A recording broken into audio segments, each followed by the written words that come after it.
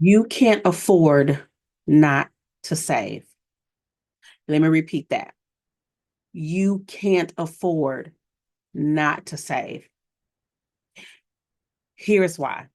As we are going through, we're just in February, right? Just starting the new year. We've already seen, right, catastrophes, right?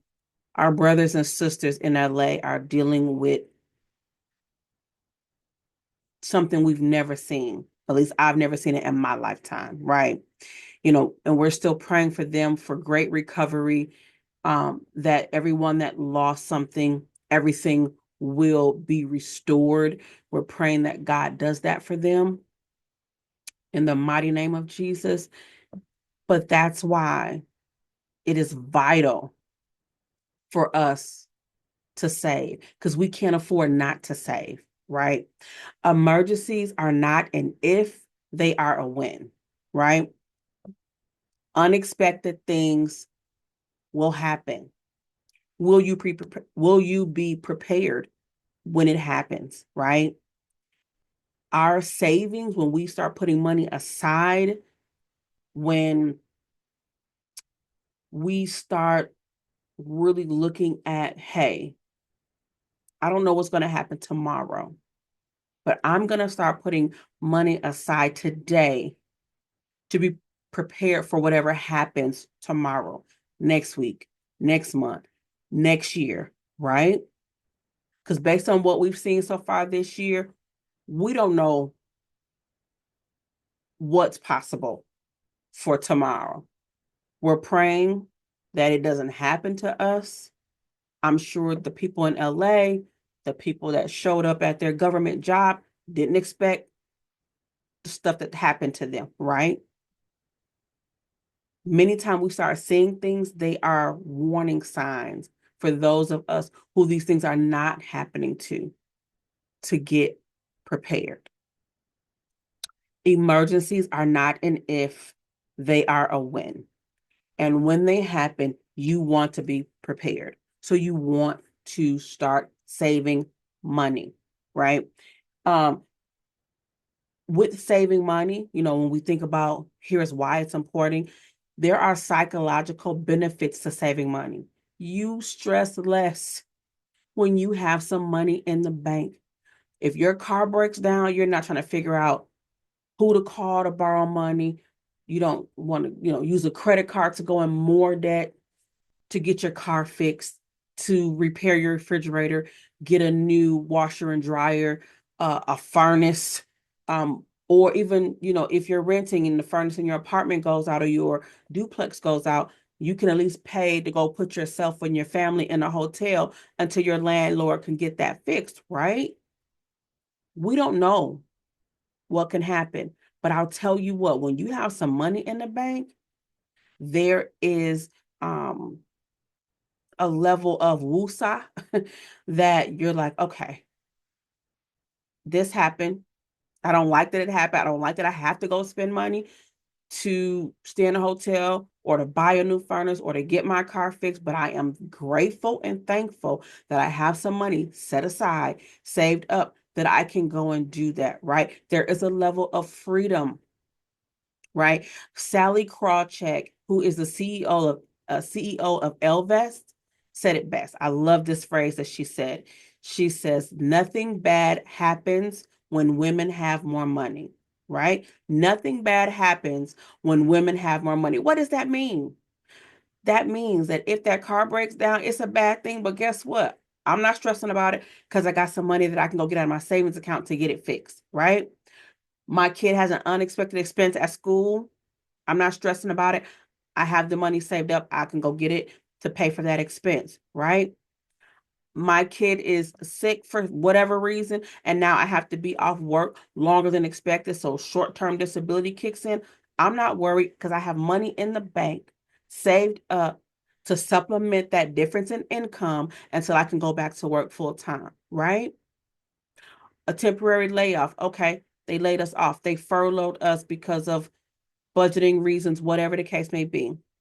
I don't have to stress about where my family's going to live, what they're going to eat, if we're going to have clothes or we're going to have heat. whatever the case may be, because I have some money in the bank that'll get us through until I return to work, right? Nothing bad happens when women have more money. I love that. Like when I was watching, I think a video she was doing with Forbes or something, that blessed me. Like that is so true. I've seen it in my own life. I have, in a previous video, I told you guys, I've been able to be off work for 14 months because I was able to save money when I could, right? There's a scripture in the Bible that talks about the ant, where the ant is storing up when all things are well, when they have their energy, when they're working. They said it was summer. So you think about summer, it's fun, it's warm, everything's good. The ant was setting things aside, putting things away, making sure that they were ready for when the season changed to winter. Because think about it, in the winter, for those of us who have snow and ice and 20 and 15-degree weather, you don't see ants, right? They can't be out. They're going to die in this cold, right? So when the scripture is talking and giving us that parable, it's saying why things were well. They were storing up. They didn't wait to the season change. They didn't wait till the emergency happened. They were storing up when things were well, right? While they had the energy, while the money was flowing, while there was fruits and everything out and everything was plentiful, they was putting something aside for when the season changed. They were wise enough. Nobody had to tell them. They didn't have an overseer. They didn't have a commander. They were putting things aside, storing up for the time when they would not be able to go out and gather, right? The Bible is our instruction. Whether you believe it or not, it is. Now is the time, while things are still well in your household, while you have your energy, while money is still flowing, while your employer is doing well and layoffs are not even in the picture. Now is the time for you to start saving, right? No more excuses about I don't make enough. Mm-mm. You do. You're just spending it because I did. I spent it on other things, right? I had the money. I was just putting it in another category. But when I prioritize saving, I just adjusted other expenses to make sure that I could save, right? So just a little backstory. I've been off work 14 months, right? I initially left. I'm just going to be honest. I was overwhelmed. I was tired. I lost my mother in 2021. I lost my mother-in-law in 2022. I was taking care of everything and everybody. I was in a leadership role at the company I was working for. And my body and God was telling me, if you don't stop, you're going to break down and you're not going to be good for anybody. I took my husband on the trip to Myrtle Beach for his birthday. It was his first time flying. My youngest son, his first time flying. It was a big deal. We were excited. I got there and I was exhausted. However, I pushed myself because it was my husband's birthday trip and I wanted him to enjoy himself. So I pushed myself, but I was exhausted. I just wanted to be in our hotel and I wanted to sleep. However, I pushed myself. But during this time, I just was telling my husband, I don't feel like myself. My thoughts are not clear. My creativity is not flowing. I am worn out. And my husband said, I've been seeing it for a long time. And he was asking me regularly, daily, weekly, are you okay? And I'm like, yeah, I'm fine because I'm used to taking care of everybody. I have never not worked, right? And to be clear, my income is required to make our household flow. Okay. So it wasn't like, oh, I can just walk away because I had a husband. My income was required to make our household flow. However,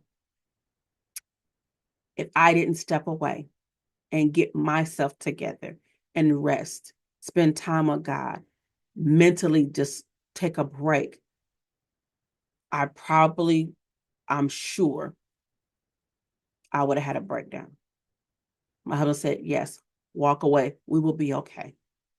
Thankfully, we were saving. I was saving before I was married, but now, of course, with him, it made it a lot easier to build a savings. And really, we built our savings during the pandemic, right? Wasn't going anywhere, couldn't do anything. So we were realizing there was extra money. So when you say, or what people say, I can't afford to save, I don't make enough. You do. But many times we're spending it in other areas, other categories, on other things that we're not even realizing we do have the money. So saving money is not budgeting, or saving money is not a math problem. It is a mindset problem. When you say to yourself, I can't, I don't have enough, it's hard. You're right, because you said that, right? I was reading a book called Think and Grow Rich for Women, right, by Sharon Lechter. In there was a situation where I think they were given an example where somebody said, I can't afford it, or I can't. And they said, instead of saying, I can't, take that I can't out of your vocabulary and say, how can I? How can I afford it? How can I make this work? How can I save, right? How can I make money, more money? How can I changes your mindset, and it also puts you in creative mode. Okay, so how can I afford to save, right? It makes you think about solving a problem versus shutting you down because you feel like you can't do something. So read the whole book. The book is a great read. Think and Grow Rich for Women by Sharon Lechter. I think her last name is spelled L-E, I think it's L-E-C-H-T-E-R. I think that's how you spell it. But if you look it up, Think and Grow Rich for Women, it's a great book, but it just helps you begin to change your mindset about how you think about money and what you can do versus what you can't do. So be sure to read that. But I just wanted to share those few things that, right now we need to save money, right? Emergencies will happen. You want to be prepared for when they do happen, right? You want to stop stressing about money. Savings takes care of that, because when you know you have a cushion to take care of an emergency when it comes, it gives you ease. You're not stressing you're not losing any more hair worrying about money, not being financially secure. Savings creates a freedom. Many times I hear people say, oh, I got to save, so I can't do. So they make it sound like it's a restriction. But when you have money, you have options. When you have money, you have options and choices. You get to choose what you want to do because you have money, right? And then the excuses are keeping us broke and keeping us from saving money. Saving money and budgeting is not a math problem. It is a mindset problem. You got to change how you think about money and what you think you can do with money. When you change that, and again, if you can read that book, Think and Grow Rich for Women, because I'm talking to women right now, because that's who I talk to, it's going to help you. And if you're a guy watching, all this applies to you too, but I'm talking to women. But there is another book. It's called Think and Grow Rich by Napoleon Hill.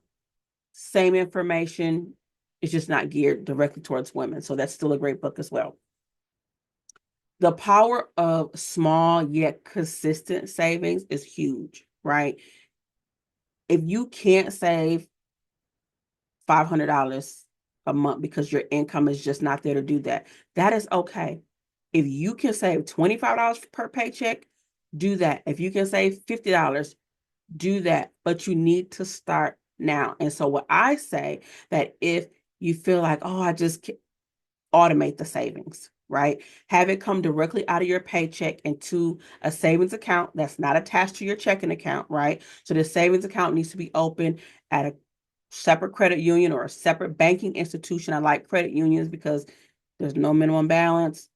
Normally have great rates, less fees, all that kind of stuff, that you can actually go to a credit union, open up a savings account or become a member with $5 usually. There might be different fees depending on where you live. I mean, different requirements based on where you live. But you can typically become a member at a credit union, $5. Open that savings account.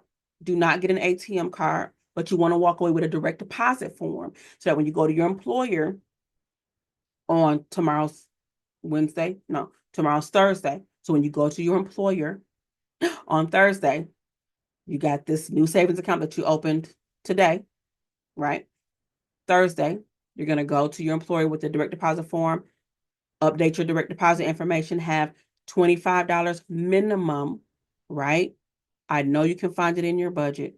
You might have to change some expenses somewhere else to save this $25, but start with $25. If you can start with 50, start with 50.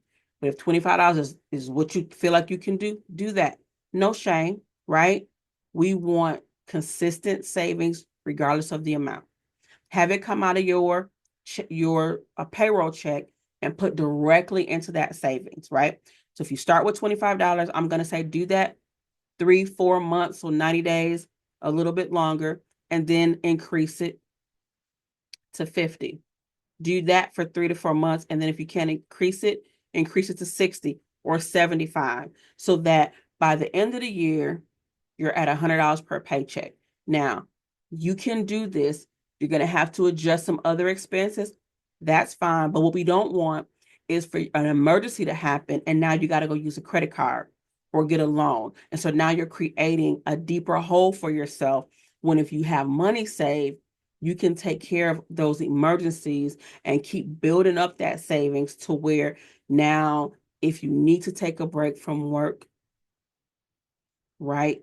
If you need to take some time off, whether even if it's short term, that you can and that you can heal properly because you have some money saved that can carry you through a month, 2, 3 months while you get yourself back together so that you can return to work whole, happy, more productive because you've taken time to rest.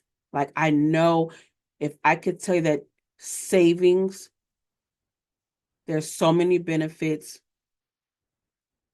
psychological, not stressing, being able to rest, being able to, think outside the box, being able to have options, being able to make choices because you have some money in the bank.